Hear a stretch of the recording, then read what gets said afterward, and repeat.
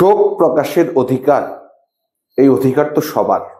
আজকে যা হচ্ছে ৩২ নাম্বার, যেভাবে জামাত, শিবির, হিজবুত এদের সাথে মিলে বিএনপিও সমান তালে যারা শোক প্রকাশ করতে যাচ্ছে, যারা বঙ্গবন্ধুকে স্মরণ করতে যাচ্ছে, বঙ্গবন্ধুর পরিবারকে স্মরণ করতে যাচ্ছে, তাদেরকে হেনস্থা করতেছে, তাদেরকে মারধর করতেছে, তাদেরকে হয়রানি করতেছে।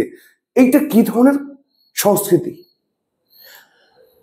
একটা ভুয়া জন্মদিন খালেদা জিয়া যখন পালন করছে, এটা সমালোচনা করছি আমরা, সাধারণ মানুষ সমালোচনা করছে, প্রত্যেকটা সচেতন মানুষ সমালোচনা করছে, কিন্তু কেউ বাধা দেয় নাই তো এরকম একটা ভুয়া জন্মদিন পালন করতে।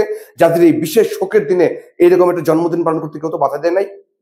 যখন জিয়া রহমানের মুক্তিযোদ্ধা খেতাব বাতিল নিয়ে একটা গুঞ্জন উঠছিল, সেই সময় আওয়ামী লীগ থেকে কি বলা হয়েছিল? বলা হয়েছিল জিয়া রহমান মুক্তিযোদ্ধা, বীরুত্তম, উনি বীরুত্তমই থাকবে, এটা নিয়ে রাজনীতি হবে না।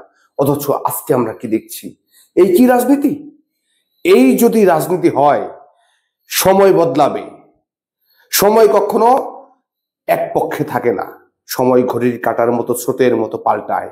একদিন যদি এমন দিন আসে যে জিয়া রহমানের নাম মুখে নিলে জিভ ছিঁড়ে ফেলা হবে, তখন আপনারা কি জবাব দেবেন?